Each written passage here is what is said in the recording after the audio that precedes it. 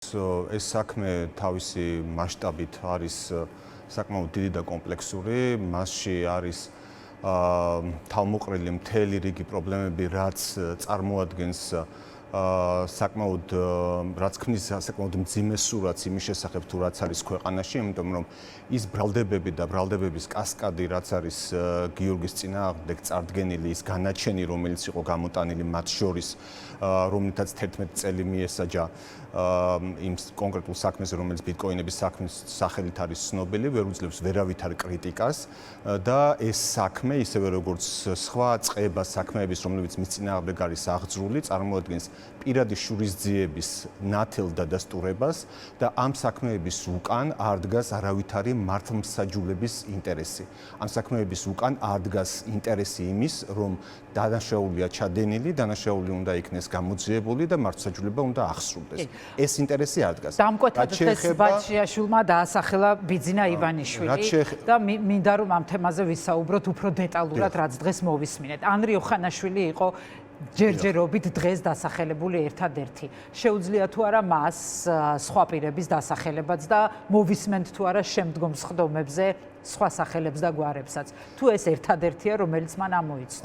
გეტყვით, როდესაც გიორგის პირველად შევხვდი, პირველივე შეხვედრაზე მან დაასახელა ეს კონკრეტული სახელი და გვარი, მან საკმაოდ დეტალურად აღწერა ის პროცესები, რაც უკავშირდებოდა საქართველოში მის შედარებით ნეიტრალური ტერმინი რო გამოვიყენო გადმოყვანას და მთელი ის გარემოებები, რომლებიცაც ჩვენ მქონდა საუბარი, შემდგომ მოხდა ამ გარემოებების აღწერა უკვე განცხადებაში, რომლითაც უკვე მივმართეთ გენერალურ პროკურატურას მოთხოვნით, რომ გამოძიება დაწყებულიყო.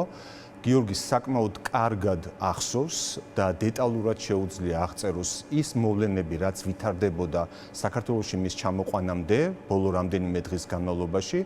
საათობრივი სიზუსტით არის აღწერილი ეს მოვლენები, მათ შორის ის თუ რასთან ჰქონდა საქმე ბორტზე, რომლის ირგვლივაც დღეს მათ შორის მან გააკეთა განცხადება. და რასთან ჰქონდა საქმე? აქ არის ძალიან მნიშვნელოვანი გარემოება. ეს მნიშვნელოვანი გარემოება უკავშირდება იმას, რომ მისი საქართველოში ჩამოყვანის პროცესი არ იყო გამყარებული არც ერთი სამართლებრივი დოკუმენტით.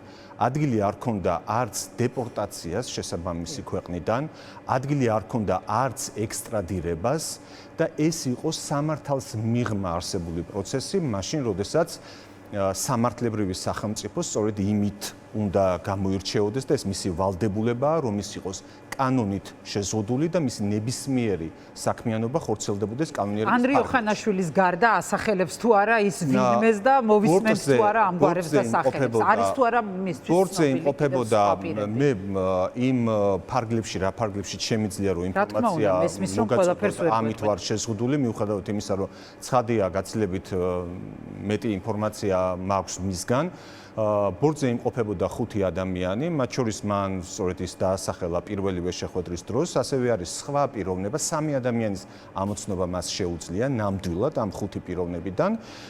მათ შორის არის ერთ-ერთი პიროვნება, რომელსაც ის იცის, მისი კონკრეტული საქმიანობა, მისი ყოფილი საქმიანობა, ეს არ არის, დაკავშირებულია, ესე ვთქვათ, ძალოვან საქმიანობასთან, ყველანი სახელმწიფო სტრუქტურის წარმომადგენლები არიან, მისი ამოცნობაც მას შეუძლია. ეს არის რაც ახლა შემიძლია და ასევე შემიძლია გითხრათ ის, რომ ბორტგამცილებლები ამ ბორტზე არ იმყოფებოდნენ. გარკვეული პერიოდის განმავლობაში, წინა დღეების განმავლობაში მას ჰქონდა თვალები ახვეული, იყო გარკვეული მომენტები, როდესაც ლანდავდა და შეეძლო გარკვეული ობიექტების დანახვაც და აღქმაც კარგად, ასევე შემიძლია გითხრათ, რომ შემიძლია გითხრათ ისიც, რომ მაგალითად, როდესაც თვითმფრინავში მას მოხსნილი ჰქონდა ეს თვითმფრინავში მოხსნეს ეს თვალებზე რაც და მაშინ დაინახა ოხანაშვილი. ანუ როგორ მოხდა ოხანაშვილის ამოცნობა? ამ დეტალებს არ შეგეხებით, იქ იყო საკმაოდ ინტენსიური საუბარი მიდიოდა მასთან.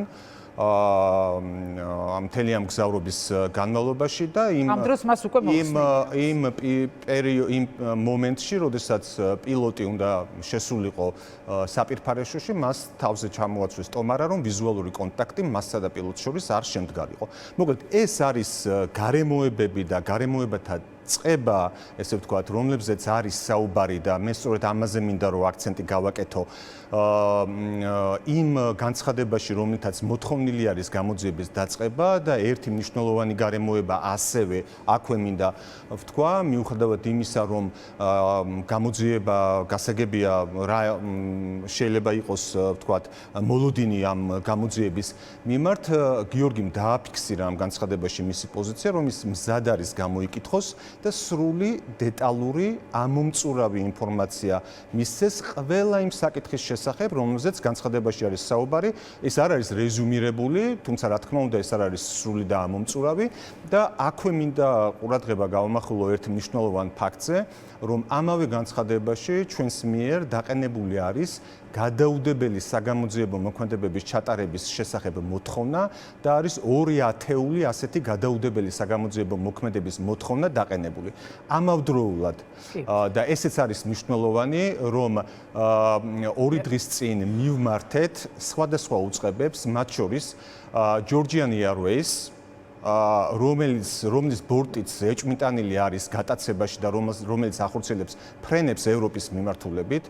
Georgian Airways საკაერო ნავიგაციას, ასევე აეროპორტების გაერთიანებას, თბილისის აეროპორტს, შინაგან საქმეთა სამინისტროს და ასევე სხვა უწყებებს იმისათვის, რომ შენახული და დაცული იქნეს ის ინფორმაცია, რომელიც უკავშირდება გიორგი ბაჩიაშვილის მიმართ დანაშაულებათა წყებას და მის გადმოყვანას იძულებით თბილისში. ეს რამდენიმე დანაშაულზეა საუბარი. რამდენიმე დანაშაულს მისმა ამერიკელმა ადვოკატმაც ისაუბრა დღეს პირველებთან ექსკლუზიური ინტერვიუ ჰქონდა რობერტ ამსტერდამს. მე მინდა დაუბრუნდე რამდენიმე დეტალი დავაზუსტო. ანუ მას თვალები ახელილი ჰქონდა, მასთან იყო კონტაქტი, თუმცა პილოტთან რომ არ ქონოდა თვალით კონტაქტი, მაშინა უხვიეს თვალები, ამას ამბობ, თუმცა ბორტზე მას თვალები ახვეული არ ქონდაო. ბაჩიაშვილმა ოხანაშვილი ხმით ამოიცნო თუ დაინახა, აი ეს მაინტერესებდა და თუ შეგიძლიათ რომ მითხრათ, რა თქმა უნდა.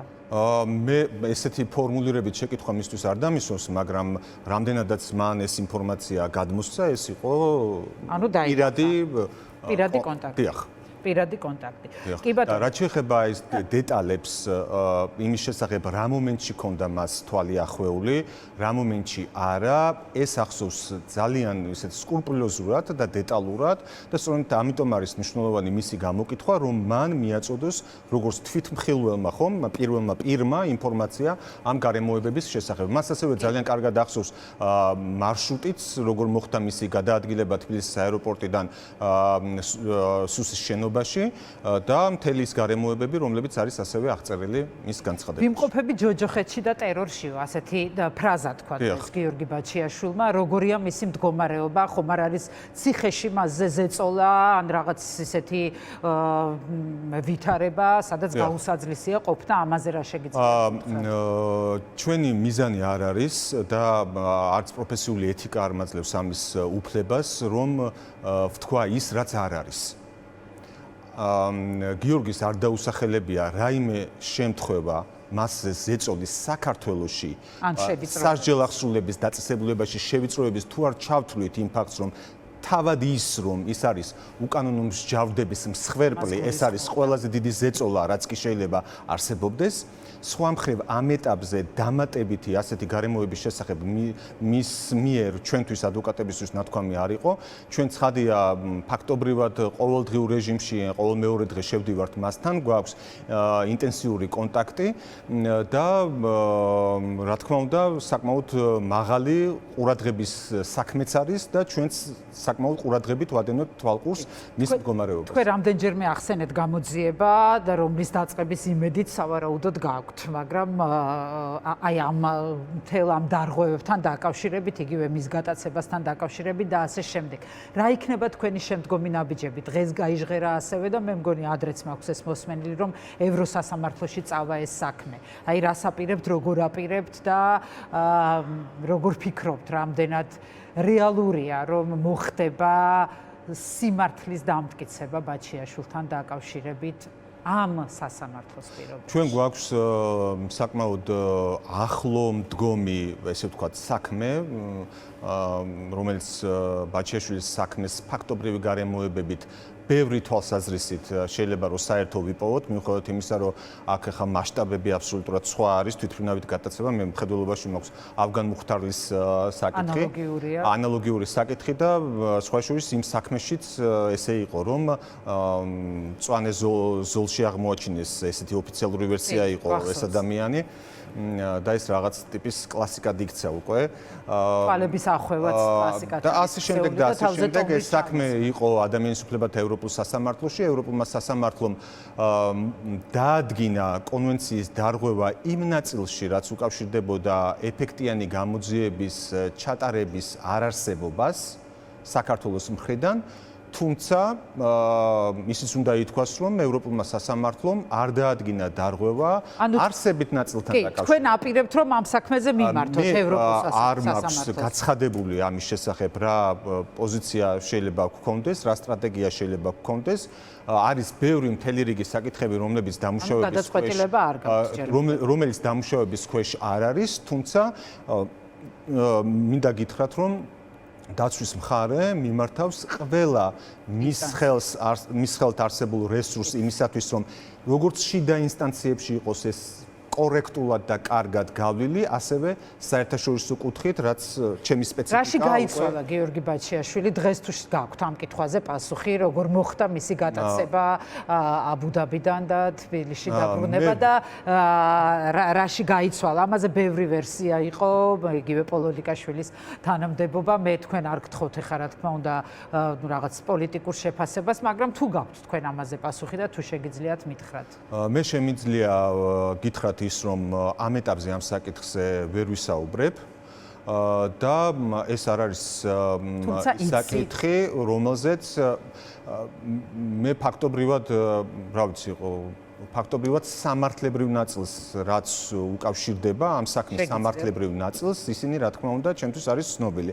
მაგრამ მე არ გავაკეთებ შორს მიმავალ დასკვნებს. მე შევეცდები, რომ უფრო მეტად ვიყო ამ შეკითხვაზე პასუხის გაცემის დროს რეზუმირებული და დანარჩენი საკითხები არის ის საკითხები, რომლებიც შეიძლება უკავშირდებოდეს სამომავლოდ დაზუსტებას ან ამაზე საუბარს. ყოველ შემთხვევაში ჩვენ არ გვისაუბრია არც გატაცების ქვეყანაზე და არ გვისაუბრია მათ შორის ამ კონკრეტულ ფაქტთან კავშირში, რაზეც თქვენ ამჟამად ახსენეთ და რაც სხვადასხვა მედია საშუალებებით, მათ შორის საერთაშორისო მედია საშუალებებში იყო საუბარი.